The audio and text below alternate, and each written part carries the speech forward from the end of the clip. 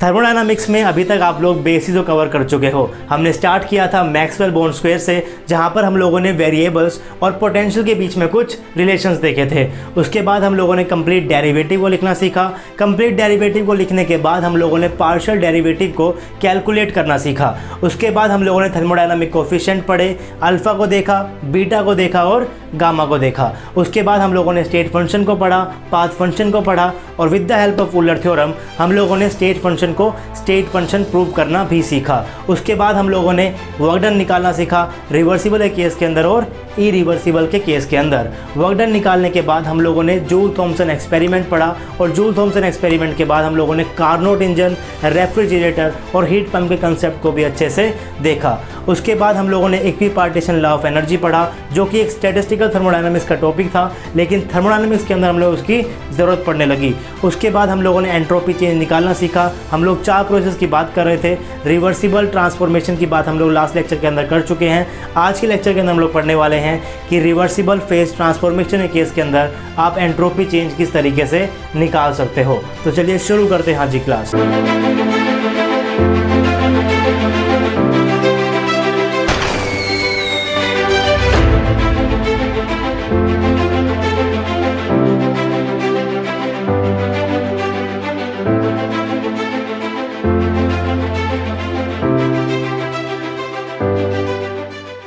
Hey guys, this is RJ and welcome to RJ academy. तो last class के अंदर हम लोग रिवर्सिबल ट्रांसफॉर्मेशन को पढ़ रहे थे और रिवर्सिबल ट्रांसफॉर्मेशन के केस के अंदर हम लोग एंट्रोपी चेंज को कैलकुलेट कर रहे थे और हमने वहां पर 3 फॉर्मूले को डिराइव किया था, P और T की टर्म में, P और V की टर्म में और V और T की टर्म में। तो सारे वेरिएबल्स के कॉरस्पॉन्डिंग हम लोगों ने जो है अपने फॉर्मूले को डिराइव कर लिया था और हमने कुछ क्वेश्चंस भी देख कर थे जहां पर आपके 2 वेरिएबल्स चेंज हो रहे थे। तो फटाफट से जल्दी से उस चीज़ को रिवाइज कर लेते हैं और वहां पर मैंने आपको एक चीज़ छोड़ दी थी, उसको भी हम लोग फटाफट से कवर कर लेते हैं। तो आपसे मैं कह रहा था कि जो आपका रिवर्सिबल ट्रांसफॉर्मेशन होता है, इसके अंदर आपका पहली बात क्या, आपका फेज सेम रहेगा, या तो सॉलिड से सॉलिड में जाएगा, लिक्विड से लिक्विड में जाएगा और गैस से गैस में जाएगा। यहाँ पर आपका फेज चेंज नहीं हो रहा। उस केस के अंदर आप लोग इन फॉर्मूलेस को अप्लाई कर सकते हो। उसके बाद मैंने आपसे कहा था यहाँ पर आपके जो वेरिएबल्स हैं वो क्या हो सकते हैं, डिफर हो सकते हैं। यानी कि आपकी स्टेट जो है P1 V1 T1 से P2 V2 T2 में जाएगा। यानी कि जो आपके तीनों के तीनों वेरिएबल्स हैं P V T, ये तीनों के तीनों वेरिएबल्स क्या होंगे, चेंज हो सकते हैं। लेकिन जनरली क्या होता है ना कि आपको जो क्वेश्चन गिवन होगा उसके अंदर आपके सिर्फ 2 ही वेरिएबल्स चेंज होंगे, या तो P1 V1 से P2 V2 में जाएगा, V1 T1 से V2 T2 में जाएगा, या फिर आपका P1 T1 से P2 T2 में जाएगा। आपके सिर्फ 2 ही वेरिएबल्स को चेंज कर वो आपसे क्वेश्चन को पूछेगा। और अगर आपने ध्यान दिया हो लास्ट क्लास के अच्छे से, तो हमने जितने भी आपके फॉर्मूले डिराइव किए थे डेल्टा एस को कैलकुलेट करने के लिए, उसके अंदर आपके एक साथ में 2 ही वेरिएबल्स आ रहे हैं। एक साथ में 2 ही वेरिएबल्स आ रहे हैं, या तो T और V आ रहे हैं, या तो T और P आ रहे हैं, या फिर आपका P और V आ रहे हैं। तो क्वेश्चन भी आपको जनरली वो 2 ही वेरिएबल को चेंज कर देगा। वो एक वेरिएबल को चेंज कर भी आपको क्वेश्चन दे सकता है। मैंने लास्ट क्लास के अंदर आपको कुछ क्वेश्चंस कराए थे जहां पर आपके दोनों वेरिएबल्स को चेंज करके वो कुछ क्वेश्चन दे रहा था, लेकिन वो अगर आपसे एक वेरिएबल को चेंज कर भी क्वेश्चन को पूछ सकता है।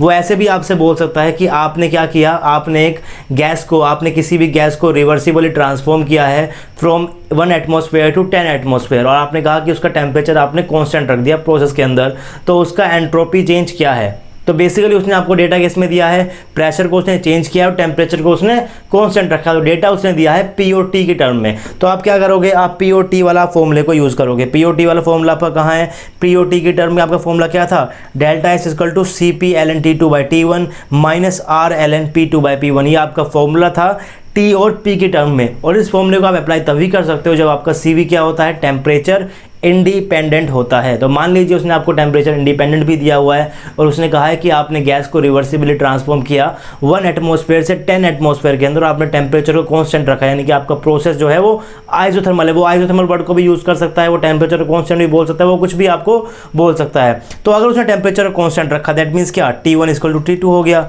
अगर T1 = T2 हो गया तो ln क्या, ln T2/T1 क्या हो गया, ln 1 हो गया। तो ln 1 क्या होता है, 0 होता है। तो आपका ये वाला पार्ट 0 हो जाएगा। तो इसका मतलब क्या, आपको इस वाले पार्ट को इग्नोर ही करना है।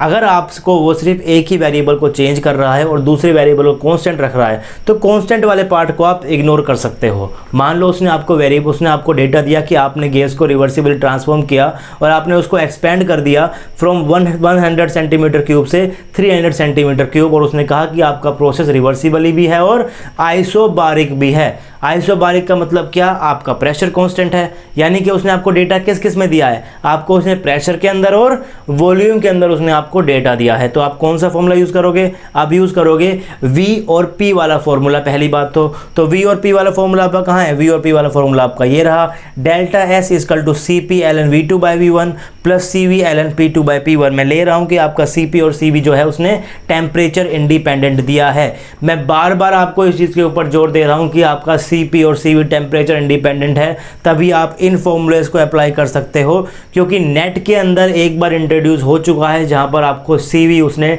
टेम्परेचर डिपेंडेंट दिया था in the form of A plus BT, जो मैंने आपको करवाया भी था जब हम लोग एंट्रोपी का फॉर्मूला डिराइव कर रहे थे। अगर आपको CP या CV टेम्परेचर इंडिपेंडेंट दे दे तो आपको इनमें से कोई भी फॉर्मूला यूज़ नहीं करना, आपको यहाँ से शुरू करना है। इसलिए आपको ये चीज़ भी याद रखनी है। ऐसा नहीं है कि आपको सिर्फ ये फॉर्मूलेज याद रखने हैं, आपको ये भी याद रखने हैं। अगर आपको ये याद है तो आपको इनडायरेक्टली ये भी पहले से ही याद है, लेकिन आप इस फॉर्म के अंदर याद रखो एंट्रोपी को, क्योंकि CP और CV वो आपको टेम्परेचर डिपेंडेंट भी दे सकता है। तो हम लोग बात कर रहे थे कि आपने गैस को रिवर्सिबली क्या किया, एक्सपेंड किया फ्रॉम 100 सेंटीमीटर क्यूब से 300 सेंटीमीटर क्यूब आपने किया, और आपका प्रोसेस क्या था, आइसोबारिक था। तो V और P की टर्म में दिया गया है, तो V और P वाला फॉर्मूला यूज़ करोगे। आप क्या करोगे, आप ये वाला फॉर्मूले को यूज़ करोगे, और उसने कह दिया कि आपका प्रोसेस क्या है, आइसोबारिक है, यानी प्रेशर क्या है, कांस्टेंट है, तो आप इस वाले पार्ट को इग्नोर कर दो। आप सिर्फ इस चीज़ को लेकर आंसर को निकाल सकते हो, कोई भी दिक्कत उसके अंदर नहीं है। तो अगर आपको 2 वेरिएबल दिए गएंगे, 2 वेरिएबल में चेंज दिया जाएगा तो आप पूरा फॉर्मूला यूज़ कीजिए। 3 के अंदर वो आपको देगा नहीं, अगर उसने 1 के अंदर दिया तो आप 1 वाले पार्ट को इग्नोर कर सकते हो। जो पार्ट उसने कांस्टेंट दिया उसको आप इग्नोर कर दो, और बाकी चीज़ से आप लोग उस फॉर्मूले को उसकी एंट्रोपी चेंज को कैलकुलेट कर लो। तो चलिए आगे बढ़ते हैं, और आज हम लोग पढ़ते हैं entropy change in reversible phase transformation. हम लोगों ने 4 केसेस देखे थे, रिवर्सिबल ट्रांसफॉर्मेशन का देखा था, इरिवर्सिबल ट्रांसफॉर्मेशन देखा था, रिवर्सिबल फेज ट्रांसफॉर्मेशन देखा था, और इरिवर्सिबल फेज ट्रांसफॉर्मेशन देखा था। रिवर्सिबल ट्रांसफॉर्मेशन हम लोग पढ़ चुके हैं। इरिवर्सिबल ट्रांसफॉर्मेशन पढ़ने से पहले हम लोग पढ़ते हैं रिवर्सिबल फेज ट्रांसफॉर्मेशन, क्योंकि इरिवर्सिबल ट्रांसफॉर्मेशन के अंदर हमें इसकी ज़रूरत पड़ने वाली है। देखते हैं कैसे इसकी ज़रूरत पड़ेगी। तो एंट्रोपी चेंज क्या कर रहे थे, entropy change in reversible phase transformation. देखिए नाम से ही आपको पता चल रहा है, सबसे पहले तो क्या कि आपका प्रोसेस कैसा रहेगा, रिवर्सिबल रहेगा, यानी कि आप सिस्टम को हीट दे रहे हो रिवर्सिबली, यानी कि आप लोग सेकंड लॉ ऑफ थर्मोडायनामिक्स को यहाँ पर यूज़ कर सकते हो। ये सबसे बड़ी बात होती है प्रोसेस के रिवर्सिबल होने के बाद ही, क्योंकि सेकंड लॉ ऑफ थर्मोडायनामिक्स आपसे कहता है कि क्या, ds equal to dq reversible by t। यहाँ पर जो आपका dq है ये रिवर्सिबली ही होना चाहिए, तभी आप सेकंड लॉ को यूज़ कर पाओगे। उसके बाद आप यहाँ पर नाम देख पा रहे हो, रिवर्सिबल फेज ट्रांसफॉर्मेशन। फेज आपका क्या हो रहा है, ट्रांसफॉर्म हो रहा है। इसका मतलब क्या, फेज भी आपका इस केस के अंदर चेंज होगा। सॉलिड से लिक्विड में जा सकता है, सॉलिड से गैस में जा सकता है, लिक्विड सॉलिड में जा सकता है, लिक्विड से गैस के अंदर जा सकता है, गैस से लिक्विड में आ सकता है, गैस से वो सॉलिड के अंदर आ सकता है, यानी कि आपका जो फेज है वो चेंज होगा। तो इनमें से कोई भी कंडीशन आपके पास हो सकती है। उसके बाद साथ में क्या है, सिस्टम आपका आइडियल है, रिवर्सिबल आपका प्रोसेस है, लेकिन साथ ही साथ जो आपके वेरिएबल्स रहेंगे, इस केस के अंदर आपके जो वेरिएबल्स हैं वो सेम रहेंगे, और जनरली जो वॉल्यूम है वो आपका डिफर कर सकता है, वो आपका चेंज हो सकता है, लेकिन जो आपका मेन वेरिएबल्स हैं प्रेशर और टेम्परेचर, जिसको आप लेबोरेटरी के अंदर कंट्रोल भी कर सकते हो, वॉल्यूम को जनरली आप कंट्रोल नहीं कर सकते लैब के अंदर, इसलिए आप लोग ज़्यादातर फॉर्मूले जो क्वेश्चन भी आपके पास आते हैं उसके अंदर वॉल्यूम जो है वो वेरी करेगा ही करेगा। आइसोकोरिक प्रोसेस को आप बहुत कम पढ़ते हो, कम इसलिए पढ़ते हो क्योंकि वॉल्यूम को कंट्रोल करना लेबोरेटरी के अंदर थोड़ा सा मुश्किल होता है। तो यहाँ पर वेरिएबल सेम रहेंगे। वेरिएबल सेम होने से मेरा मतलब है कि आपका प्रेशर और टेम्परेचर सेम रहेगा, और सेम होने के साथ साथ वो एक दूसरे को कोरस्पॉन्ड भी करेंगे। Variable same and correspond to each other. अब इस कोरस्पॉन्ड वर्ड का मतलब क्या है, इस चीज़ को समझते हैं, और ये बहुत इंपॉर्टेंट है इस चीज़ को समझना जब आप बात कर रहे हो रिवर्सिबल फेज ट्रांसफॉर्मेशन की। तो एग्जांपल हम वो लेते हैं जो हमारे लिए नोन है। नोन क्या है हमारे लिए वाटर का केस नोन है। तो मैंने एग्जाम्पल यहाँ लिखा हुआ है वाटर का केस। वाटर का आपको पता है कि अगर आप वाटर को वेपराइज करोगे, यानी कि आप पानी को गैस वेपर्स के अंदर कन्वर्ट करोगे, तो आपको पता है कि आपको 100 डिग्री से आपको 0, ये मैंने यहाँ पर केस लिखा हुआ है फ्रीजिंग का, मान लीजिए आप वेपर का केस भी यहाँ पर ले सकते हो, यहाँ पर आप H2O लिक्विड को किस में कर रहे हो, H2O गैस के अंदर कर रहे हो, तो ये आपका वेपराइजेशन वाला केस बन जाएगा। चलो मैंने यहाँ पर वो लिखा हुआ है फ्रीजिंग का, तो फ्रीजिंग की बात कर लेते हैं। आप पानी को बर्फ़ कब बना सकते हो, ये बात आपको पता है कि आपका टेम्परेचर 0 डिग्री सेल्सियस होना चाहिए। ये बात आपको कैसे पता है, क्योंकि आपको पता है कि पानी का फ्रीजिंग पॉइंट 0 डिग्री सेल्सियस होता है। लेकिन ध्यान देने वाली बात यह है कि पानी का फ्रीजिंग पॉइंट 0 डिग्री सेल्सियस तभी है जब आपका एटमॉस्फेरिक प्रेशर क्या है, 1 एटमॉस्फेयर है। अगर आपका एटमॉस्फेरिक प्रेशर 1 एटमॉस्फेयर से चेंज हो जाता है तो पानी का फ्रीजिंग पॉइंट भी चेंज हो जाता है। उसकी बात हम लोग आगे करेंगे, कितना चेंज होता है कितना चेंज नहीं होता। लेकिन बात इंपॉर्टेंट यहाँ पर यह है कि आपका पानी 0 डिग्री के ऊपर फ्रीज तभी होगा जब आपका प्रेशर क्या होता है, एटमॉस्फेरिक प्रेशर होता है। और एक बात ध्यान देने वाली यहाँ पर यह भी है कि बॉइलिंग पॉइंट की, मेल्टिंग पॉइंट की डेफिनेशन आपकी डिफाइन हुई है 1 एटमॉस्फेयर के ऊपर। यानी कि अगर आपको क्वेश्चन के अंदर बॉइलिंग पॉइंट दिया गया है, मेल्टिंग पॉइंट दिया गया है, तो इसका बेसिक सा मतलब यह है कि आपका प्रेशर 1 एटमॉस्फेयर ही रहा होगा, क्योंकि बॉइलिंग पॉइंट और मेल्टिंग पॉइंट को डिफाइन ही 1 एटमॉस्फेयर को रिस्पेक्ट में लेकर किया गया है। तो मैं आपसे कह रहा हूँ कि आप यहाँ पर लिक्विड को, H2O लिक्विड को H2O सॉलिड में कन्वर्ट कर रहे हैं, यानी कि पानी को बर्फ़ में कन्वर्ट कर रहे हैं, तो आप क्या करोगे, 0 डिग्री सेल्सियस से 0 डिग्री सेल्सियस के ऊपर जाओगे और ये आपका जो टेम्परेचर है वो क्या होना चाहिए, 1 एटमॉस्फेयर ही होना चाहिए। और इसको बोलते हैं कि जो आपका 0 डिग्री सेल्सियस है और जो आपका 1 एटमॉस्फेयर है, ये दोनों, ये आपका टेम्परेचर और ये आपका प्रेशर, ये दोनों क्या कर रहे हैं, कोरस्पॉन्ड टू ईच अदर हैं, कोरस्पॉन्ड टू ईच अदर हैं। अगर मैं इसके अंदर से किसी भी एक चीज़ को चेंज कर देता हूँ, मान लीजिए आप लोग पानी को बर्फ़ में कन्वर्ट कर रहे हैं,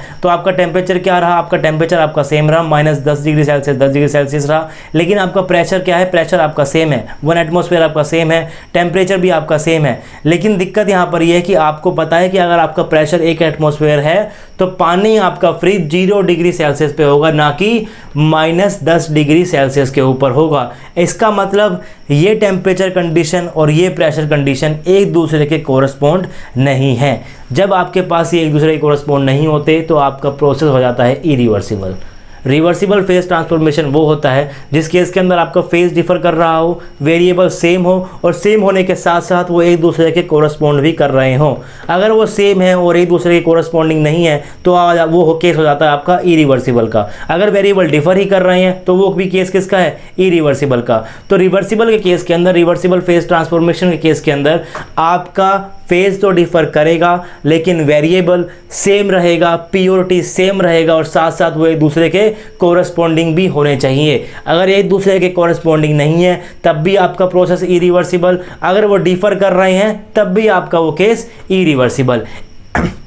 एक एग्जांपल बताता हूँ मैं आपको इरिवर्सिबल का। जैसे मैंने अभी आपको ये एग्जांपल बताया, आप पानी को फ्रीज कर रहे हो, H2O लिक्विड से H2O सॉलिड में जा रहे हो, -10 डिग्री सेल्सियस से -10 डिग्री सेल्सियस पर कन्वर्ट कर रहे हो इसको। देखिए अब आप ये मत बोलना कि आपका जो यहाँ पर ये -10 डिग्री सेल्सियस के ऊपर तो आपका जो पानी है, पानी की लिक्विड की फॉर्म में एग्जिस्ट ही नहीं करेगा। इस तरीके के लिक्विड को आप क्या बोलते हो, इसको आप बोलते हो super cooled liquid, super cooled liquid. क्योंकि आपको पता है कि जो पानी का फ्रीजिंग पॉइंट होता है वो 0 डिग्री सेल्सियस हो, तो आप ये बात बोल सकते हो कि 0 डिग्री के नीचे आते ही तो आपका लिक्विड रहा ही नहीं, वो तो वैसे ही बर्फ बन गया। लेकिन -10 डिग्री सेल्सियस के ऊपर भी पानी लिक्विड की फॉर्म में रह सकता है और उसको आप बोलते हो सुपर कूल्ड लिक्विड। उसको आप क्या बोलते हो, super cooled liquid.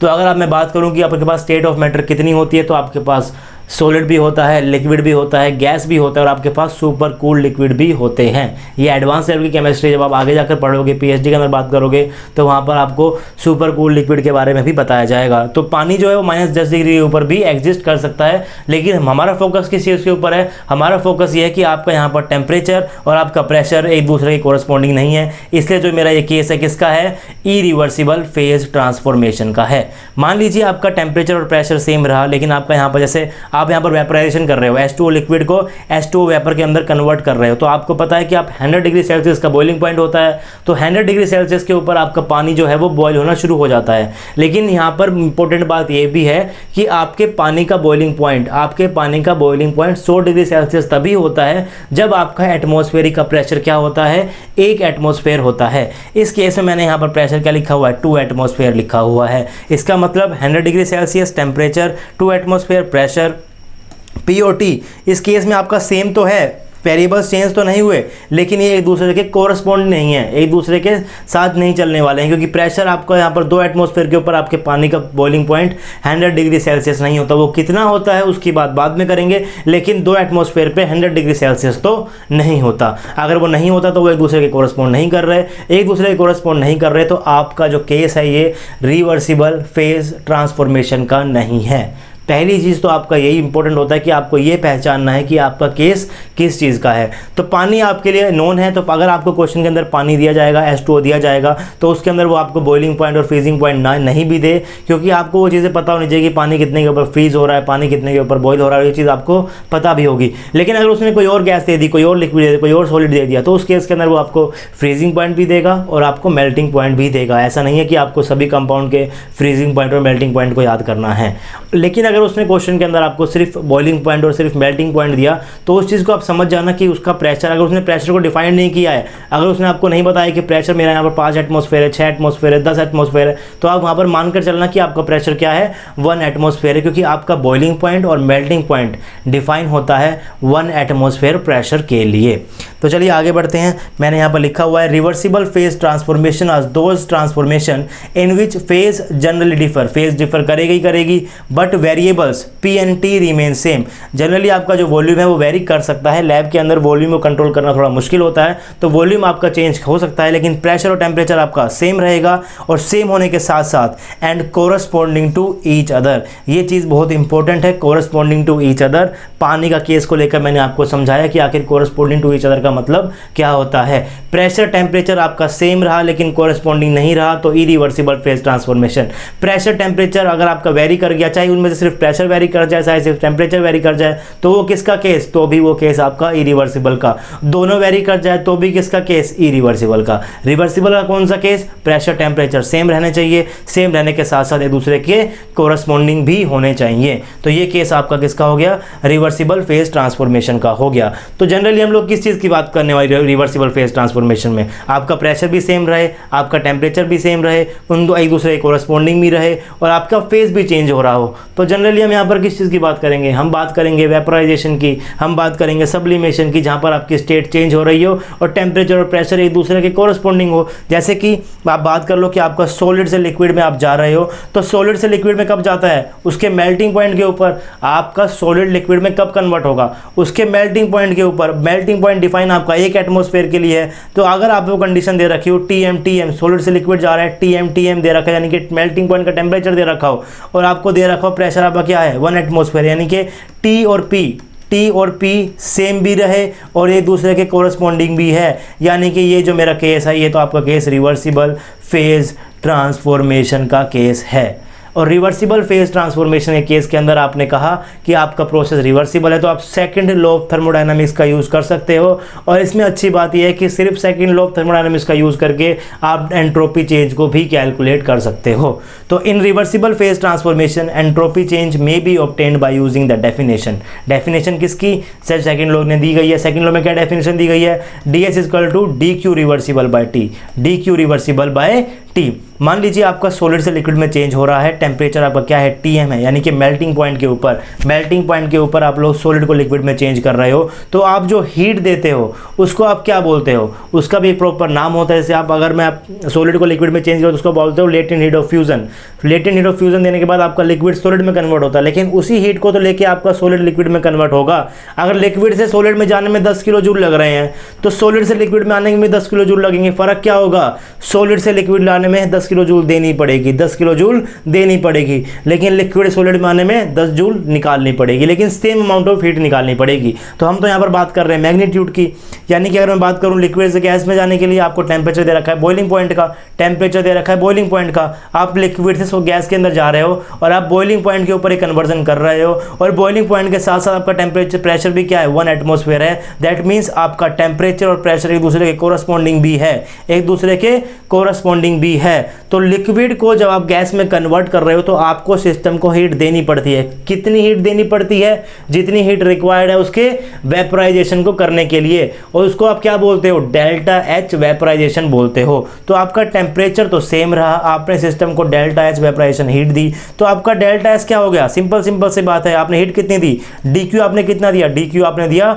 Delta H vaporisation. Temperature क्या रहा? टी बी रहा, तो आपका सीधा सीधा डेल्टा एच यहाँ से निकल कर आ गया। तो रिवर्सिबल फेज ट्रांसफॉर्मेशन के लिए आपको ज़्यादा कुछ फॉर्मूला याद करने की जरूरत नहीं है। अगर आपको सेकंड लॉ पता है, अगर आपको D H equal to D Q reversible by T पता है, तो आप हर एक केस के अंदर निकाल सकते हो। मैंने यहाँ पर लिखा हुआ है entropy change for reversible phase transformation is equal to heat transfer during reversible phase transformation. उस ट्रांसफॉर्मेशन के दौरान आपने सिस्टम को कितनी हीट दी है, या तो हीट निकाली होगी या तो हीट दी होगी। अगर निकालोगे तो नेगेटिव में लोगे, दोगे तो पॉजिटिव में लोगे, उसकी बात अभी करेंगे। And divided by temperature corresponding to reversible phase transformation.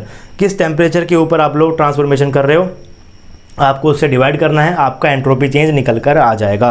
तो पहला केस लेते हैं मेल्टिंग का, जहाँ पर आपकी सॉलिड से लिक्विड में आप कन्वर्ट कर रहे हो। आप इसको हीट कितनी दोगे? जितनी उसकी लेटेंट हीट ऑफ फ्यूजन का negative. Latent heat of fusion क्या होता है? जब आप लिक्विड को, आप सॉलिड को लिक्विड के अंदर मेल्ट कर रहे हो, डेल्टा एच मेल्टिंग हो गई, आप इतनी हीट दोगे। मेल्टिंग करने के लिए जितनी हीट चाहिए उसको आप क्या बोल रहे हो? डेल्टा एच एम बोल दो। मान लो आपका टेम्परेचर क्या है? टी एम से टी एम है, जिसके ऊपर आप मेल्टिंग कर रहे हो। प्रेशर क्या दे रखा है? 1 एटमॉस्फेयर दे रखा है। प्रेशर क्या है? 1 एटमॉस्फेयर है, यानी कि दोनों एक दूसरे कोरस्पॉन्डिंग भी है, दोनों एक दूसरे के कोरस्पॉन्डिंग भी है। तो आप कैसे निकालोगे इसका delta S? Second law of thermodynamics से क्या होता है? डेल्टा एस इक्वल टू क्या? D Q reversible by T. D Q reversible by T. Heat कितनी दे रहे हो आप? डेल्टा एच एम दे रहे हो। जितनी हीट उसके मेल्टिंग के अंदर जरूरत है उतनी हीट दे रहे हो। उसको क्या बोलते हो आप लोग? Delta H M by T. और इसको क्या बोल सकते हो? जिस टेम्परेचर के ऊपर मेल्ट होता है आप उसको टी एम बोल सकते हो। कुछ भी बोल दो, टी एम बोल दो, कुछ भी आप उसको बोल सकते हो। मैंने यहाँ पर सिर्फ मेल्टिंग को दिखाने के लिए टी एम का मैंने यूज़ कर लिया। फिर बात करते हैं फ्रीजिंग की। फ्रीजिंग के मतलब क्या? आप लिक्विड से सॉलिड के अंदर जा रहे हो, लिक्विड से सॉलिड के अंदर जा रहे हो, सॉलिड से लिक्विड में जाते हो, तो आप उसको इतनी हीट देते हो जितनी, उसको आप क्या बोलते हो? लेटेंट हीट ऑफ फ्यूजन बोलते हो। जब आप सॉलिड को लिक्विड में कन्वर्ट करते हो उसको आप बोलते हो लेटेंट हीट ऑफ फ्यूजन। तो अगर आपको लिक्विड को सॉलिड में कन्वर्ट करना है तो आपको कितनी हीट सिस्टम के निकालनी पड़ेगी? देखिए लिक्विड से सॉलिड में जा रहे हो आप, लिक्विड से सॉलिड में जा रहे हो, तो यानी कि आपको फ्रीज करना है, आपको फ्रीज करना है। जब आप पानी को बर्फ बनाते हो तो आप फ्रिज के अंदर रखते हो, फ्रिज क्या करता है? हीट को बाहर फेंकता है, यानी कि आपको सिस्टम से हीट निकालनी है। तो लिक्विड जब आप सॉलिड जाओगे तो आपका जो डेल्टा एच है वो क्या करोगे? सिस्टम से आप उसको बाहर निकालोगे। तो मैंने यहाँ पर एरो लगा रखा है बाहर की तरफ। आप इस केस के अंदर सिस्टम से हीट बाहर निकालोगे। जब आप सॉलिड से लिक्विड आए थे तो आपने सिस्टम को हीट दी थी, जब आपने सिस्टम को हीट दी थी, तो जब आप सिस्टम को हीट बाहर निकालोगे तो आप डेल्टा एच कैसे निकालोगे? टेम्परेचर क्या दिया गया है? टी एफ, यानी कि फ्रीजिंग वाला टेम्परेचर दिया गया है। प्रेशर 1 एटमॉस्फेयर, यानी कि ये दोनों एक दूसरे कोरस्पॉन्डिंग भी है, क्योंकि फ्रीजिंग पॉइंट और बॉइलिंग पॉइंट 1 एटमॉस्फेयर के लिए ही डिफाइन होता है, और आपको 1 एटमॉस्फेयर ही प्रेशर दे रखा है। तो आप बोल सकते हो कि ये दोनों एक दूसरे कोरस्पॉन्डिंग है। तो आप यहाँ पर सीधा सेकंड लॉ की हेल्प से आप यहाँ पर डेल्टा एस को निकाल सकते हो।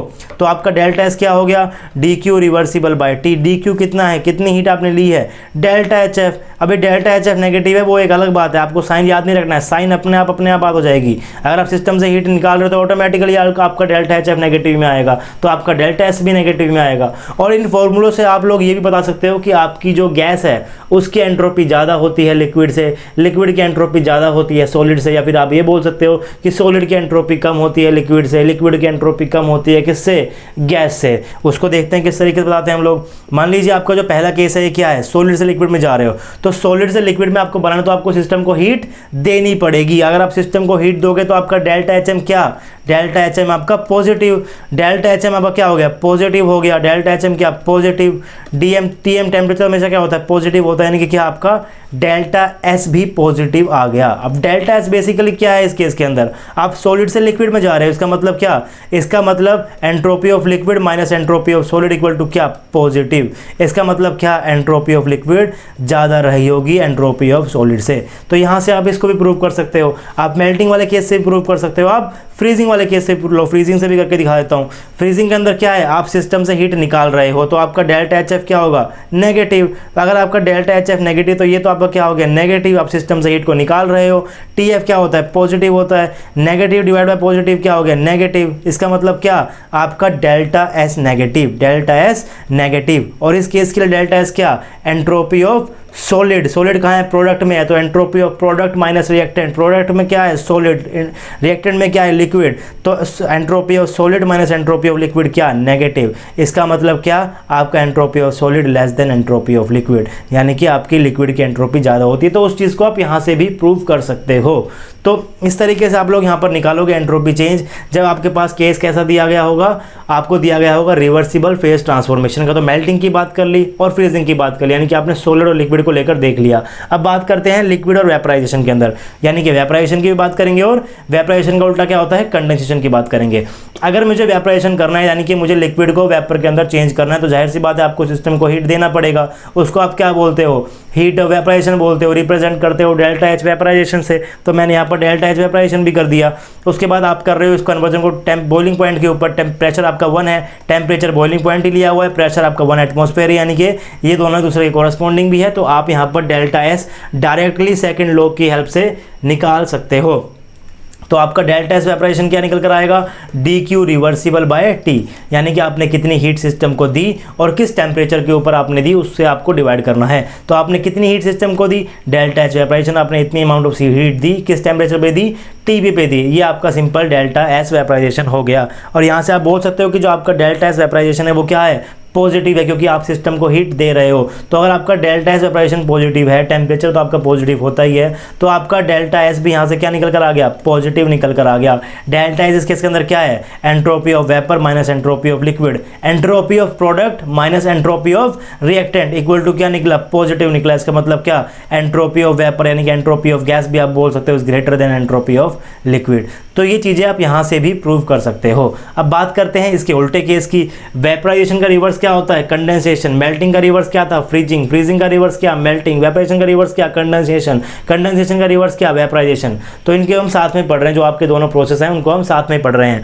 हम बात क्या कर रहे थे, हम बात कर रहे हैं रिवर्सिबल फेज ट्रांसफॉर्मेशन, यानी कि आपका फेज ट्रांसफर चेंज होगा, या तो वो सॉलिड से आपका गैस में जाएगा, या तो वो गैस से सॉलिड में आएगा, या तो आपका लिक्विड सॉलिड के अंदर जाएगा, या तो आपका सॉलिड से लिक्विड में जाएगा, या तो आपका गैस से किस में जाएगा, लिक्विड में जाएगा, या तो आपका लिक्विड से गैस में जाएगा। तो कुल मिला के आपके पास यही प्रोसेस बनते हैं। इनको आप क्या बोलते हो, इनको आप बोलते हो सब्लिमेशन और डिपोजिशन, उसकी बात करने वाले हैं अभी। इसको आप क्या बोलते हो, लिक्विड सॉलिड और गैस सॉलिड से लिक्विड, इसको आप बोलते हो मेल्टिंग या फ्रीजिंग, इसकी बात हम लोग कर चुके हैं। इसको आप क्या बोलते हो, इसको बोलते हो वेपराइजेशन और कंडेंसेशन, इसकी बात हम कर रहे हैं। तो कुल मिला के आपके पास यही केसेस आएंगे और इन सभी का आपको एंट्रोपी चेंज निकालने का तरीका क्या है, सिर्फ आपको सेकंड लॉ की हेल्प से आपको इनका एंट्रोपी का फॉर्मूला यूज करना है और यहाँ से आप एंट्रोपी चेंज इजीली निकाल सकते हो। यहाँ से आप ये भी प्रूव कर सकते हो कि जो आपकी एंट्रोपी गैस की होती है वो ज़्यादा होती है लिक्विड से और लिक्विड की ज़्यादा होती है सॉलिड से। तो चलिए कंडेंसेशन की बात करते हैं। इनका मतलब क्या, आपको वेपर को लिक्विड के अंदर कन्वर्ट करना है, तो आपको सिस्टम से हीट निकालनी पड़ेगी। कितने निकालनी पड़ेगी, जितने में आप लिक्विड को कन्वर्ट कर रहे थे वेपर के अंदर, उतनी ही exactly same amount of heat निकालनी पड़ेगी। तो आप इसको बोल सकते हो, आप यहाँ से डेल्टा एच वेपराइजेशन निकाल रहे हो। अगर आप हीट को यहाँ से निकाल रहे हो तो आपका डेल्टा एच वेपराइजेशन क्या होगा, ऑटोमेटिकली नेगेटिव होगा। इसको आप क्या बोलते हो, नेगेटिव होगा आपका ये। इसको एग्जैक्ट टर्म आप डेल्टा एच वेपराइजेशन नहीं बोल सकते, लेकिन जो आप हीट निकाल रहे हो वो एग्जैक्टली इसका नेगेटिव ही होगा, वो एग्जैक्टली इसका नेगेटिव ही होगा। तो आपका बेसिकली डेल्टा एच ऊपर वाले केस के अंदर क्या होगा, नेगेटिव होगा। ये आपका नेगेटिव है, टी भी आपका पॉजिटिव है, तो आपका डेल्टा एस क्या आ गया, डेल्टा एस आपका नेगेटिव आ गया। मैंने इस फॉर्मूले को क्यों लगाया, क्योंकि टेम्परेचर आपको बॉइलिंग पॉइंट का दिया गया है, प्रेशर आपको 1 एटमॉस्फेयर दिया गया है, यानी कि temperature and pressure are corresponding to each other and they are not changing. TB से टीबी रहा, 1 एटमॉस्फेयर से 1 एटमॉस्फेयर से रहा, वेरिएबल मेरा सेम भी रहे और एक दूसरे के कोरस्पॉन्डिंग भी है, इसीलिए मैं इस फॉर्मूले को लगाकर सीधा एंट्रोपी चेंज निकाल रहा हूं। तो यहां से आपका एंट्रोपी चेंज निकल कर आया नेगेटिव। इसका मतलब क्या, entropy of liquid minus entropy of वेगेटिव क्या, नेगेटिव। इसका मतलब क्या, entropy of liquid is less than entropy of vapour. तो यहां से आप बोल सकते हो कि आपके वेपर की एंट्रोपी ज़्यादा होती है लिक्विड से, मतलब कि आपकी गैस की एंट्रोपी ज़्यादा होती है लिक्विड से। अब बात करते हैं सब्लिमेशन की और डिपोजिशन की। जैसे हमने फ्रीजिंग और मेल्टिंग की बात की, हमने वेपरेशन कंडीशन की बात की, सेम उस तरीके से आप इसकी भी बात कर सकते हो। सब्लिमेशन क्या होता है, आप सॉलिड सीधा गैस में जा रहे हो, सॉलिड से आप सीधा वेपर में जा रहे हो, आप इसको गैस भी बोल सकते हो। तो इसके अंदर जो आप हीट उसको क्या बोलते हो, हीट ऑफ सब्लिमेशन आप इसको बोलते हो। सिस्टम को हीट देनी पड़ेगी तभी आपका सॉलिड वेपर के अंदर कन्वर्ट होगा। टेम्परेचर आपका टी सबली है, टेम्परेचर आपका टी सबली है, चेंज नहीं हो रहा। टी सबली डिफाइन होता है 1 एटमॉस्फेयर के लिए, तो प्रेशर भी आपका 1 एटमॉस्फेयर दिया हुआ है, टेम्परेचर आपका टी सबली दिया हुआ है, जिस पर आपका फेज चेंज हो रहा है, यानी कि टेम्परेचर और प्रेशर कांस्टेंट भी है, सेम भी रहे और एक दूसरे के कोरस्पॉन्डिंग भी है, एक दूसरे के कोरस्पॉन्डिंग भी है। तो आप यहाँ पर सीधे सेकंड लॉ की हेल्प से आप डेल्टा एस को निकाल सकते हो। डेल्टा एस क्या होगा, डेल्टा एस आपका होगा डी क्यू रिवर्सिबल, कितनी हीट आपने दी डिवाइडेड बाय किस टेम्परेचर के ऊपर आपने दी। हीट आपने दी डेल्टा एस सबली के बराबर, टेम्परेचर था आपका टी सबली, तो ये आपका सीधा सीधा डेल्टा एस निकल कर आ गया। अगर बात करते हैं डी पोजीशन की, तो डी पोजीशन के अंदर आप कन्वर्ट करते हो गैस को सॉलिड के अंदर, इनके वेपर को सॉलिड के अंदर। तो जितनी हीट आपने दी है सॉलिड को वेपर में कन्वर्ट करने के लिए, सेम अमाउंट ऑफ हीट आपको निकालनी पड़ेगी वापस से वेपर को सॉलिड के अंदर कन्वर्ट करने के लिए। तो इस केस के अंदर आप हीट को बाहर निकालोगे और जितनी अमाउंट ऑफ हीट बाहर निकालोगे वो एकदम एक्जैक्टली इसका नेगेटिव होगा, इसका उल्टा होगा। तो इस केस के अंदर आपका डेल्टा एच, जिसको आप डिपोजिशन भी बोल सकते हो, डेल्टा एच डिपोजिशन भी बोल सकते हो, आप इसको कुछ भी बोल लो, लेकिन ये आपकी नेगेटिव रहेगी। इंपॉर्टेंट बात सिर्फ ये है। तो आपका डेल्टा एच क्या, टी सबली है, टी सबली से टी सबली है, 1 एटमॉस्फेयर से 1 एटमॉस्फेयर है, टी और पी कांस्टेंट है, एक दूसरे के कॉरस्पॉन्डिंग भी है। तो आप यहाँ पर सेकंड लॉ ऑफ थर्मोडायनामिक्स से एंट्रोपी चेंज निकाल सकते हो। कैसे होगा वो, डी क्यू रिवर्सिबल, कितनी आपने हीट दी डिवाइडेड बाय किस टेम्परेचर के ऊपर दी। हीट आपने कितनी दी, डेल्टा एच सबली दी, या तो आपने दी या फिर निकाली, यानी कि हीट चेंज कितना है, डेल्टा एच सबली है, वो नेगेटिव होगा इस केस के अंदर। और टी सबली क्या है, आपका टेम्परेचर है, तो ये आपका नेगेटिव, ये आपका पॉजिटिव। डेल्टा एस क्या हो गया, डेल्टा एस आपका नेगेटिव। डेल्टा एस नेगेटिव का मतलब क्या, entropy of solid minus entropy of vapour is equal to क्या, नेगेटिव। इसका मतलब क्या, entropy of vapour is greater than entropy of solid. तो इन चीज़ों को आप यहाँ से प्रूव भी कर सकते हो। तो बहुत बेसिक तरीके से क्वेश्चन हो जाएगा आपको देखना है कि क्वेश्चन के अंदर जो आपका ट्रांसफॉर्मेशन है वो किस तरीके से हो रहा है। क्या वो रिवर्सिबली हो रहा है, क्या उसका टेम्परेचर और प्रेशर सेम रहा, अगर सेम रहा तो क्या वो कोरस्पॉन्डिंग भी है एक दूसरे के, अगर वो एक दूसरे के कोरस्पॉन्ड भी है तो आपको सीधा सेकंड लॉ ऑफ थर्मोडायनामिक्स लगाना है और वहाँ से आप डेल्टा एस को निकाल सकते हो। अब इस केस के अंदर आपके जो सबसे इंपॉर्टेंट चीज़ बनती है वो बनती है ट्रोटन रूल। अब ट्रोटन रूल के ऊपर भी क्वेश्चन आ चुका है, गेट के अंदर भी आ चुका है और नेट के अंदर भी आपसे ट्रोटन रूल के ऊपर से क्वेश्चन आ गया है। तो जल्दी से पढ़ते हैं कि आखिर ट्रोटन रूल है क्या। बेसिकली अब सबसे बड़ी बात तो यह कि जो आपका ट्रोटन रूल है वो सिर्फ वेपराइजेशन के लिए ही वैलिड है, वेपराइजेशन के लिए वैलिड है और रिवर्सिबल फेज ट्रांसफॉर्मेशन के लिए ही वैलिड है। रिवर्सिबल फेज ट्रांसफॉर्मेशन क्या होता है, रिवर्सिबल फेज ट्रांसफॉर्मेशन क्या होता है, आपके फेज तो आपके डिफर करें और आपके वेरिएबल क्या रहें, सेम रहें। अगर आपके वेरिएबल सेम रहेंगे और आपको दिया होगा वेरिएबल कितना है, यानी कि आपको डेल्टा एच भी दिया होगा, टी भी दिया होगा, तो वहाँ से आप आराम से डेल्टा एच को निकाल सकते हो। लेकिन अगर आपको डेल्टा एच और टी ना दिया हो और आपको फिर भी आपसे डेल्टा एच पूछ ले तो वहाँ पर आपके हेल्पफुल होगा आपके लिए ट्रोटन रूल। तो सबसे पहली बात कि ट्रोटन रूल सिर्फ एप्लीकेबल है किस केस के लिए, वेपराइजेशन के लिए, यानी कि लिक्विड से वेपर में जाने के लिए, लिक्विड से वेपर में जाने के लिए ही आपका ये वैलिड है। ये कंडेंसेशन के लिए भी वैलिड नहीं है, ये सिर्फ और सिर्फ आपका वैलिड है वेपराइजेशन के लिए। वेपराइजेशन के अंदर आप क्या करते हो, लिक्विड को वेपर में कन्वर्ट करते हो।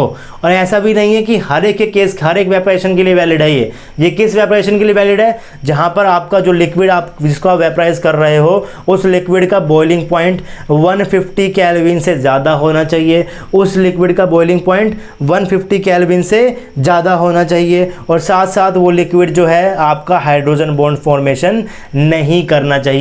ये सिर्फ वेपराइजेशन के लिए ही वैलिड है। वेपराइजेशन के अंदर भी सिर्फ उन्हीं लिक्विड के लिए वैलिड है जिनका बॉइलिंग पॉइंट 150 डिग्री केल्विन से ज़्यादा हो, 150 केल्विन से ज़्यादा हो और हाइड्रोजन फॉर्म ना करते हो, हाइड्रोजन बॉन्ड फॉर्म वो ना करते हो। सिर्फ उन्हीं चीज़ों के लिए आपका ट्रोटन रूल वैलिड है। और ट्रोटन रूल क्या कहता है कि ऐसे लिक्विड, ऐसे कन्वर्जन के लिए, ऐसे लिक्विड से वेपराइजेशन कन्वर्जन के लिए जो आपका डेल्टा एस वेपराइजेशन होता है वो लगभग बराबर होता है 10.5 इंटू में आर। आर क्या है मेरा यहाँ पर, यूनिवर्सल गैस कांस्टेंट है। तो यहाँ पर आपको किसी डेटा की ज़रूरत ही नहीं है। अगर आपको पता है कि आपका लिक्विड जो है उसका बॉइलिंग पॉइंट 150 केल्विन से ज़्यादा है और आपको पता है कि आपका जो लिक्विड गिवन है वो हाइड्रोजन बॉन्ड को भी फॉर्म नहीं कर रहा और आपसे डायरेक्टली पूछ ले कि डेल्टा एस क्या होता है, तो आप डायरेक्टली भी बता सकते हो कि डेल्टा एस क्या होता है। कैसे बताओगे, with the help of Trouton rule, क्योंकि ट्रोटन रूल कहता है कि जो आपका डेल्टा एस है ऐसे केसों के लिए वो आपका समथिंग अराउंड 10.5 इंटू आर के बराबर होता है। तो आर की वैल्यू भी आपको पता है, 10.5 भी आपको पता है, तो आप यहाँ से इस चीज़ चीज़ को भी निकाल सकते हो। अब आप ये समझिए कि किस तरीके से ये टोटन रूल आया होगा, टोटन ने किस तरीके से इसका एक्सपेरिमेंट किया होगा। तो उसने जनरली क्या किया होगा, उसने बहुत सारे लिक्विड्स लिए होंगे। मान लो उसने बेंजीन का लिक्विड ले लिया, उसने क्लोरोफॉर्म को ले लिया, उसने वाटर को ले लिया, उसने अमोनिया को ले लिया, ब्रोमीन लिक्विड को ले लिया, उसने बहुत सारे लिक्विड को लिया होगा। अब वेपराइजेशन प्रोसेस के लिए करना क्या होता है, सिर्फ आपको हीट देनी है। तो उसने हर एक लिक्विड के नीचे क्या कर दिया होगा, हीट लगा दिया, बर्नर लगा दिया होगा, सिस्टम को सारे के सारे लिक्विड को उसने हीट देना शुरू कर दिया होगा। और उसने नोट किया होगा कितनी अमाउंट ऑफ हीट वो दे रहा है कि आपका लिक्विड वेपराइजेशन होना शुरू हो गया। जैसे कि आपका लिक्विड जब वेपराइजेशन होता है आपको दिख जाएगा वो, तो कि आपका अमाउंट कम हो रहा है, लिक्विड का अमाउंट कम हो रहा है, वेपर्स आपको दिखने लग जाते हैं, तो आपको पता चल जाता है कि कब आपका वेपराइजेशन स्टार्ट हुआ। तो उसने नोट कर लिया कि मैंने कितनी अमाउंट ऑफ हीट दी है, इस केस मान लो उसके पास कुल मिलाकर मान लीजिए उसने क्या किया, उसने 10 लिक्विड को ले लिया, ABCDEF कोई भी लिक्विड हो, वो इन सभी की सभी लिक्विड को हीट देना शुरू करने लगा। और उसने नोट किया, और उसने क्या नोट किया, उसने नोट किया कि कितने अमाउंट ऑफ हीट देने के बाद मेरे ये लिक्विड जो है वेपर के अंदर कन्वर्ट होने शुरू किए। मान लो उसने A के लिए निकाल दिया कि उसका डेल्टा H क्या निकला, A निकला यानी कि डेल्टा H देने के बाद उसका लिक्विड जो है वेपर के अंदर कन्वर्ट होने लग गया। बी के लिए उसका डेल्टा एच बी, ये अमाउंट कितना, मान लो उसका निकला इसके लिए 10 किलो जूल, इसके लिए निकला 5 जूल, सबके लिए क्या निकला, अलग अलग अमाउंट ऑफ हीट निकल गई और सबके लिए क्या निकाल दिया, डेल्टा एच ने देख लिया कि मैंने कितनी अमाउंट ऑफ हीट सिस्टम को दी है, उसने वो क्या कर लिया, नोट कर लिया। और किसी और एक्सपेरिमेंट के थ्रू उसने उन लिक्विड का बॉइलिंग पॉइंट भी निकाल लिया। उसने हीट दे के क्या निकाल लिया उसने कि मैंने कितनी हीट दी है, और किसी और एक्सपेरिमेंट के थ्रू उसने क्या निकाल लिया, बॉइलिंग पॉइंट को भी निकाल लिया। और जितनी हीट उसने दी उससे उस बॉइलिंग पॉइंट को डिवाइड करके देखने लग गया, उसने क्या किया, बहुत सारी चीज़ों के लिए देखा, और उसने फिर देखा कि यहाँ पर एक चीज़ कॉमन निकल कर आ रही है, वो लिक्विड जिनका बॉइलिंग पॉइंट 150 केल्विन से बड़ा है, और वो लिक्विड जो हाइड्रोजन बॉन्ड फॉर्म नहीं कर रहे, जिनके स्ट्रक्चर को देख के आप बता सकते हो कि हाइड्रोजन बॉन्ड फॉर्म नहीं करेंगे, वो लिक्विड्स का जो एंट्रोपी चेंज है वो जनरली कितना निकल कर आ रहा था, उसका 10.5 R निकल कर आ रहा था। अब ऐसा नहीं है कि साइंटिस्ट को दिमाग में एकदम से आया कि मैं वेपराइजेशन करके देखता हूँ और यहाँ पर ये चीज़ है, ऐसे ऐसे होगी। उसने सबके लिए करके देखा होगा, उसने डिपोजिशन के लिए भी करके देखा होगा, उसने मेल्टिंग के लिए भी करके देखा होगा, उसने फ्रीजिंग के लिए भी करके देखा होगा, उसने तो सबके लिए करके देखा होगा, लेकिन बाकी सब में कोई कॉमन चीज़ें आई नहीं, कोई पैटर्न बना ही नहीं। लेकिन वेपराइजेशन के केस के अंदर एक पैटर्न बन गया और उसने क्या कर दिया, एक रूल बना दिया, उसको उसने अपना नाम दे दिया। क्या नाम दे दिया, टोटन रूल नाम दे दिया। छोटा सा रूल है, बहुत सिंपल सा रूल है, वैलिड है सिर्फ वेपराइजेशन के लिए। कौन से लिक्विड के लिए, जिनका बॉइलिंग पॉइंट 150 केल्विन से बड़ा होता है, कोई लिक्विड को, और वो लिक्विड हाइड्रोजन बॉन्ड फॉर्मेशन भी ना करे, सिर्फ उनके लिए ही वैलिड होता है। और उनके केस के वेपराइजेशन के अंदर जो उनका एंट्रोपी चेंज होगा वो इक्वल टू होगा 10.5 R। 10.5 इंटू में R, R क्या है, गैस कॉन्स्टेंट की वैल्यू क्या होती है, 8.314 जूल पर केल्विन पर मोल, ये इसकी वैल्यू हो गई R की। तो ये सिंपल से आपने यहाँ पे डायरेक्टली आपने डेल्टा एस वेपराइजेशन निकाल लिया, आपको कोई डेटा की ही जरूरत नहीं पड़ी। आपको बस ये पता है कि आपका जो लिक्विड है उसका बॉइलिंग पॉइंट 150 केल्विन से बड़ा है, और आपको ये पता है कि वो हाइड्रोजन बॉन्डिंग तो शो नहीं कर रहा। तो अब उसको स्टेटमेंट के अंदर उतारते हैं, किस तरीके से स्टेटमेंट दी गई। तो for most of the gases which have boiling point more than 150 kelvin and does not form hydrogen bond, entropy of vaporisation is almost equal to 10.5 R, जो हम अभी बात कर चुके हैं। इसको मैं मैथमेटिकली लिखूँ तो क्या लिखूंगा, delta S vaporisation is almost equal to 10.5 R। R क्या है आपका, गैस कांस्टेंट है आपका यहाँ पर R, गैस कांस्टेंट है आपका यहाँ पर R।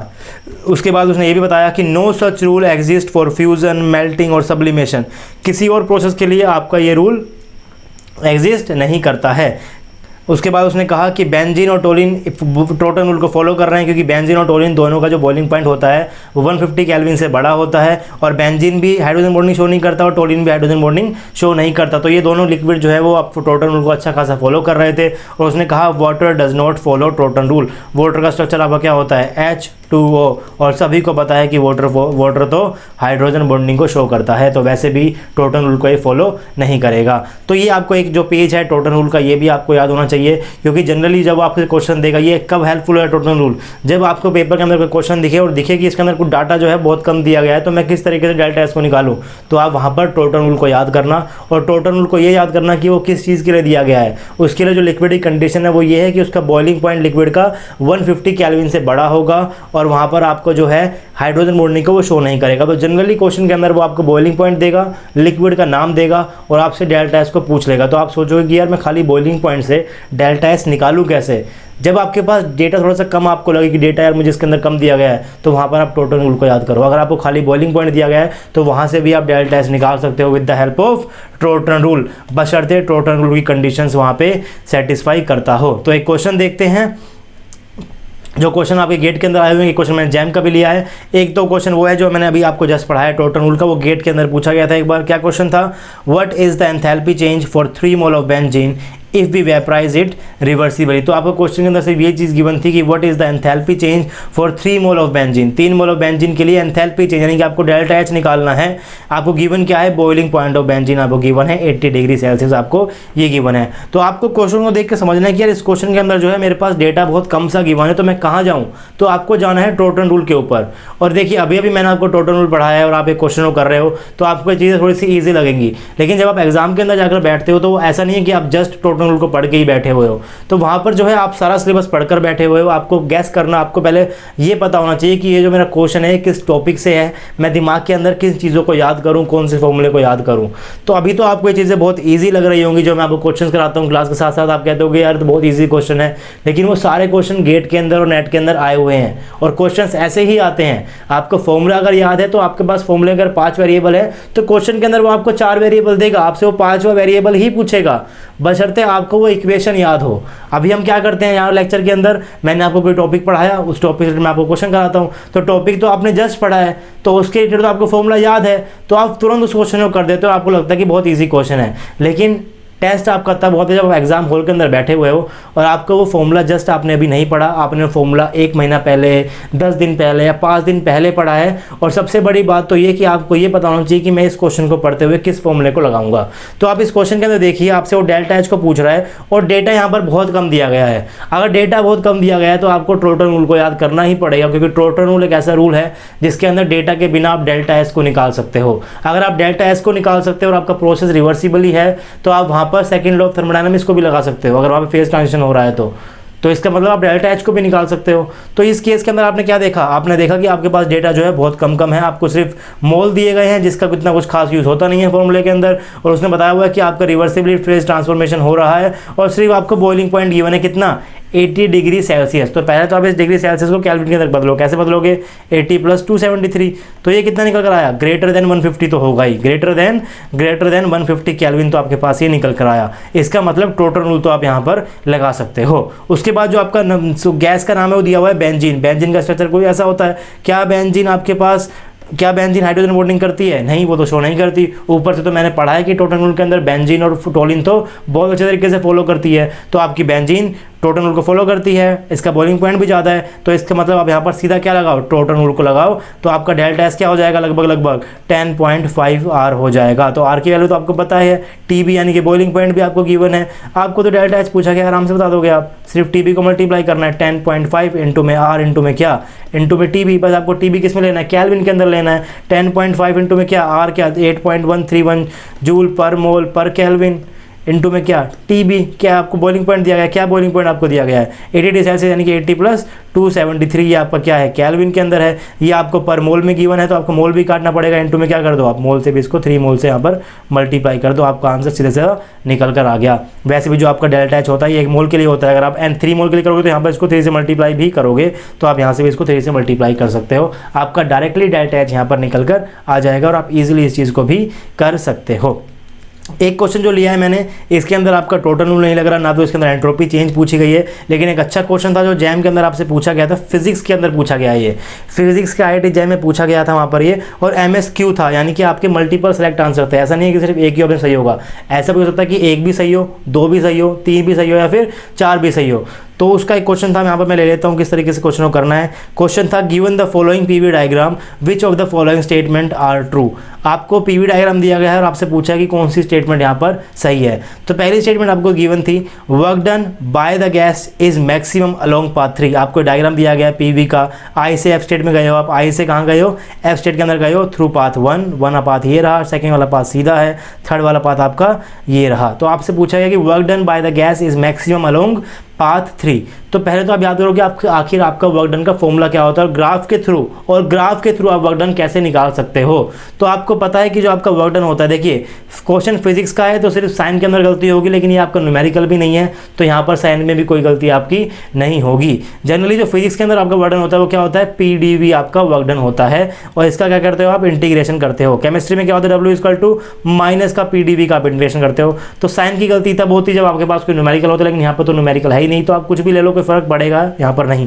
लेकिन आपका अगर work done integral of PdV है, इसका मतलब क्या होता है, इसका मतलब ग्राफिकली वर्क डन कैसे निकालते हो आप, एरिया अंडर PV कर्व। ये मैंने आपको बताया जब मैं वर्क डन पढ़ रहे थे रिवर्सिबल का, कि एरिया अंडर PV कर्व आपका क्या होता है, वर्क डन होता है। तो अगर मैं बात करूँ 3 वाले केस के अंदर आपका कितना वर्क डन है, तो 3 वाले कर्व के नीचे कितना जो एरिया आएगा वो क्या हो जाएगा, वो आपका वर्क डन हो जाएगा 3 के लिए। वो किसके लिए हो जाएगा, 3 के लिए हो जाएगा। तो 3 का एरिया क्या है, 3 का एरिया आपका ये रहा, ये आपका किसका एरिया है, 3 का एरिया है। 2 के लिए क्या एरिया हो जाएगा, मैं अलग कलर यूज़ कर लेता हूँ यहाँ पर। 2 के लिए जो आपका एरिया हो जाएगा वो आपका हो जाएगा, ये आपका जो है वो 2 के लिए एरिया है, इतना एरिया जो है वो 2 के लिए है। उसके बाद 1 के लिए कितना एरिया हो जाएगा, 1 के लिए जो आपका एरिया है वो आपका एरिया ये आपके पास 1 का एरिया है। तो आपको उससे यहाँ देख सकते हो कि जो एरिया 3 के लिए है वो सबसे ज़्यादा है। इसका मतलब 3 वाले केस के अंदर आपका जो वर्क डन है वो सबसे ज़्यादा होने वाला है। तो पहली स्टेटमेंट क्या हो गई आपकी, ट्रू होगी, क्योंकि यहाँ पर लिखा हुआ है work done by the gas is maximum along path 3, और पाथ 3 के एरिया के नीचे सबसे ज़्यादा एरिया आ रहा है। तो इसका मतलब पाथ 3 के अलोंग आपका जो वर्क डन है वो सबसे ज़्यादा ही रहा होगा। उसके बाद अगला पार्ट देखते हैं, अगला स्टेटमेंट देखते हैं। अगली स्टेटमेंट क्या है, minimum change occurs in internal energy along part 2। Minimum change in internal energy occurs along part 2, यानी कि सबसे पहले तो आप ये देखो कि मैंने आपको स्टार्टिंग से ही मैं आपको एक बात बोलता आ रहा हूँ कि थर्मोडायनामिक्स के अंदर जितने भी आपके पास वेरिएबल्स हैं, PV ST, जितने भी आपका पोटेंशियल है, Hg Au, ये सारे के सारे क्या हैं, स्टेट फंक्शन है। अगर ये स्टेट फंक्शन है तो मतलब क्या, आप पाथ के ऊपर डिपेंड नहीं कर रहे। आप चाहे इस साइड चले जाओ, आप चाहे इधर से चले जाओ, घूम के चले जाओ, घूम फिर के चले जाओ, अगर आपकी इनिशियल स्टेज और फाइनल स्टेट सेम है तो आपकी स्टेट फंक्शन के जो वो चीज़ होती है कि स्टेट फंक्शन पाथ के ऊपर डिपेंड नहीं करता। इसका मतलब अगर इनिशियल पोजीशन और फाइनल पोजीशन सेम है तो आपका इंटरनल एनर्जी सेम रहेगा, चाहे आप किसी भी पाथ से घूम कर आओ। आपको पता है कि जो आपका इंटरनल एनर्जी होता है वो कैसा होता है, स्टेट फंक्शन होता है। तो चाहे आप ऐसे जाओ तब भी वही बात रहेगी, ऐसे जाओ तब भी वही बात रहेगी, ऐसे जाओ तब भी वही बात रहेगी। तो इंटरनल एनर्जी तीनों ही केस के अंदर आपका जो du है तीनों ही केस के अंदर क्या रहेगा, सेम रहेगा। तो आपका जो सेकंड स्टेटमेंट है वो क्या है, गलत है। अब बात करते हैं थर्ड स्टेटमेंट की। थर्ड स्टेटमेंट क्या गिवन है आपको, थर्ड स्टेटमेंट गिवन है maximum heat transfer for process 1। कौन से प्रोसेस के अंदर आपने सबसे ज़्यादा हीट दी है। तो आपको कैसे निकालना है, आप ग्राफ से सिर्फ निकाल सकते हो वर्क डन। देखिए किस तरीके से आपको क्वेश्चन का अप्रोच करना है। आपके पास सिर्फ ग्राफ गिवन है, आपको ग्राफ से पता है सिर्फ वर्क डन। आपसे उसने क्या पूछा, DQ पूछा, यानी कि उसने हीट पूछा। तो हीट और वर्क डन का फॉर्मूला क्या, रिलेशन क्या है। फर्स्ट लॉ ऑफ थर्मोडायनामिक्स से आपको क्या पता है, आपको पता है कि जो आपका DQ है वो आपका DU माइनस का W रहेगा। उसके बाद जस्ट सेकंड स्टेटमेंट में आपने अभी भी देखा है कि जो आपका DU है, जो आपका इंटरनल एनर्जी का चेंज है, जो आपका DU है वो आपका 1 के लिए भी वही रहेगा, 2 के लिए भी वही रहेगा और 3 के लिए भी वही रहेगा। तो DU तो आपका क्या रहेगा, सेम ही रहेगा। DU तो आपका क्या रहेगा, सेम ही रहेगा। और एक क्वेश्चन किसका था, फिजिक्स का था। तो यहाँ पर जो आपका DQ था उसको आप DU प्लस का W लिखोगे, उससे कोई फर्क नहीं पड़ने वाला है वैसे क्वेश्चन के अंदर, लेकिन आप फिजिक्स का क्वेश्चन तो उसके तरीके से ही कर रहा हूँ मैं इसको। तो आपका DU तो क्या रहेगा, हर एक के अंदर सेम रहेगा। इसका मतलब क्या, इसका मतलब जिसका W ज़्यादा उसका DQ ज़्यादा, जिसका W ज़्यादा उसका DQ ज़्यादा। अगर मैं बात करूं केमिस्ट्री केस के अंदर तो यहाँ पे मैंने क्या बोल सकता हूँ, जिसका DQ ज़्यादा, जिसका -W ज़्यादा, जिसका -W ज़्यादा उसका DQ ज़्यादा। और यहाँ पर लिखा हुआ है कि work done by the gas. आप देख सकते हो जो आपका डायग्राम है इनिशियल स्टेट से फाइनल स्टेट के अंदर जो आपकी वॉल्यूम है वो इंक्रीज हुई है, V1 से V2 में गया है, वॉल्यूम का क्या है, इंक्रीज हुआ है, यानी कि एक्सपेंशन हुआ है। और आप देखो पिस्टन वाली फॉर्म से आप अंदर गैस पड़ी ऊपर, पिस्टन में आपको क्या कर रहे हो, वॉल्यूम को एक्सपेंड कर रहे हो। तो work done by the gas हुआ होगा, work done by the gas हुआ होगा। और work done by the gas क्या होता है, -W ही होता है। तो work done by the gas क्या होता है, माइनस का W ही होता है। और एरिया अंडर द ग्राफ क्या होता है, PdV होता है। ये मेरा बराबर किसके होगा, माइनस के W, W क्या होता है, माइनस का पी डी वी, माइनस को यहाँ से काट के आप इधर ले आओ, तो माइनस का डब्ल्यू क्या हो गया, पी डी वी का इंटीग्रेशन हो गया। तो जिसका जितना ज़्यादा एरिया उसका उतना ज़्यादा माइनस का डब्ल्यू, और आपको पता है डी क्यू इक्वल टू क्या होता है, डी यू माइनस का डब्ल्यू होता है। डी यू सर तीनों के लिए सेम है, तो डी यू तो हर केस के लिए सेम होगा, जिसका डब्ल्यू ज़्यादा उसका डी क्यू ज़्यादा, डब्ल्यू किसका ज़्यादा, 3 का ज़्यादा, तो डी क्यू किसका ज़्यादा होगा, डी क्यू भी 3 का ही ज़्यादा होगा। स्टेटमेंट में दिया गया है कि maximum heat transfer for the process 1, maximum heat is transfer for the process 1, तो ये भी आपकी क्या हो गई, गलत हो गई। पहली आपकी सही थी, दूसरी आपकी गलत थी, तीसरी भी आपकी गलत हो गई। फोर्थ स्टेटमेंट है heat transfer is path independent, ये तो आप लोग पढ़ चुके हो कि PV ST HGAU state function होते हैं, हीट कैपेसिटी, वर्क डन और हीट, ये आपके क्या होते हैं, ये आपके पाथ फंक्शन होते हैं, तो ये पाथ के ऊपर डिपेंड करते हैं। तो हीट आपका क्या होगा, पाथ फंक्शन होगा, यानी कि वो पाथ डिपेंडेंट होगा, पाथ डिपेंडेंट ही होगा। तो इसका मतलब क्या, आपका चौथा भी गलत। MSQ फॉर्म में दिया गया था लेकिन ऑप्शन सिर्फ एक ही सही है। बच्चे क्या करते हैं एक्सरसाइज के अंदर, 3 वाले पोर्शन को भी ठीक करके आ जाते, क्यों, क्योंकि आपका डी क्यू इक्वल टू क्या निकल रहा था, डी यू माइनस का डब्ल्यू। तो यहाँ पर इस माइनस की कन्फ्यूजन में वो क्या बोलते हैं कि जिसका एरिया कम उसका वर्क डन कम, जिसका वर्क डन कम उसका माइनस डब्ल्यू ज़्यादा और आपका डी क्यू ज़्यादा। तो आपको ये चीज़ नहीं करनी है, माइनस प्लस से आपको नहीं खेलना, माइनस प्लस से work done D Q D you अपने आप खेल लेगा। जिस तरीके से आप फॉर्मूले को पुट करोगे उस हिसाब से अपने आप आपकी वैल्यूज़ निकल कर आ जाएंगी। एक क्वेश्चन और देखते हैं, अच्छा क्वेश्चन है ये भी, ये आपसे पूछा गया है अभी थोड़े साल पहले ही एग्जाम के अंदर। क्वेश्चन क्या था आपके पास, 2 mole of argon gas is heated reversibly from 300 kelvin to 500 kelvin keeping the volume fix, what is the change in entropy for the process. आपने यहाँ पर दिया गया है कि जो आपकी आर्गन गैस है वो आप रिवर्सिबली कर रहे हो चेंज, आपका जो फेज है वो चेंज नहीं हो रहा है, लेकिन आपके जो वेरिएबल्स हैं यानी कि आपका जो टेम्परेचर है वो चेंज हुआ, वॉल्यूम क्या रहा, फिक्स रहा। सबसे पहला काम है कि आपको क्या लिखना है, डेटा को लिखना है कि आपको डेटा दिया गया है। सबसे पहले क्या दिया गया है, n इक्वल टू 2 मोल। उसके बाद क्या दिया गया है, गैस आपकी क्या है, आर्गन है। उसके बाद क्या दिया गया है, T1 कितना है, 300 केल्विन है। T2 कितना है, T2 आपके पास 500 केल्विन है। और आपको क्या दिया गया है, वॉल्यूम आपका क्या है, फिक्स है, वॉल्यूम आपका क्या है, फिक्स है। तो आपको क्या निकालना है, आपको डेल्टा S को कैलकुलेट करना है। तो आपको दिया गया है कि जो आपका ट्रांसफॉर्मेशन है वो कैसा है, रिवर्सिबल आपका ट्रांसफॉर्मेशन है। अभी रिवर्सिबल ट्रांसफॉर्मेशन है, फेज चेंज यहाँ पर मेंशन नहीं है, तो फेज चेंज नहीं हुआ होगा। फेज चेंज अगर नहीं हुआ तो आप कौन से वाले फॉर्मूले लगाओगे, जो हमने कल की क्लास के अंदर पढ़ा, जो हमने लास्ट क्लास के अंदर पढ़ा था, उस वाले फॉर्मूले को आप लगाओगे। फॉर्मूला आपके पास क्या था, आपको किसके अंदर निकालना है, टी और वी की टर्म में निकालना है, टी और वी की टर्म में निकालना है। उसके बाद आपका वी फिक्स है, वी वाले को इग्नोर कर देंगे। टी और वी की टर्म में आप कैसे लिखते थे, टी और वी की टर्म में आप लिखोगे, कैसे लिखोगे, टी है तो आपका D T by T V आएगा, वी है तो आपका डी वी बाई वी भी आएगा। तो आप क्या करो, डी टी बाई टी भी लिख दो, डी वी बाय वी भी लिख दो। वी है तो आपका क्या आएगा, सी वी आएगा, वी है तो आपका क्या आएगा, सी वी आएगा, सी वी होता है तो क्या होता है, प्लस का आर होता है। तो ये आपका फॉर्मूला निकल कर आ गया बिल्कुल जनरल वाला, किससे, डी एस की फॉर्म से। आओ क्या करना है, अब आपको इसको इंटीग्रेट करना है विद लिमिट्स, क्योंकि आपको V1 V2 दिया गया है, आपको T1 T2 भी दिया गया है। तो और आपको सी वी यहाँ पर क्या है, सी वी आपको नहीं दिया गया, लेकिन कोई बात नहीं, हमने तो इक्विपार्टीशन लॉ ऑफ एनर्जी पढ़ रखा है। आपको यहाँ पर गैस का नाम पता है आर्गन, अगर आपको गैस का नाम पता है तो आप यहाँ से CP को भी निकाल सकते हो, CV को भी निकाल सकते हो, गामा को भी निकाल सकते हो। गैस क्या है आपके पास, गैस है आपके पास आर्गन। आर्गन का मतलब क्या, गैस है आपके पास क्या, मोनोटॉमिक। मोनोटॉमिक में सारे के सारे डिग्री ऑफ फ्रीडम कौन से होते हैं, सारे के सारे डिग्री ऑफ फ्रीडम होते हैं ट्रांसलेशनल। कितने होते हैं, 3। एक का कॉन्ट्रीब्यूशन कितना, 1/2 RT। तो आपका U कितना निकल कर आ गया, U आ गया 3/2 RT। अगर आपका U 3/2 RT है तो आपका वो आपका जो CV है वो कितना निकल कर आ गया, 3/2 R निकल कर आ गया। तो आपके पास CV भी आ गया, इसकी भी कोई टेंशन नहीं है।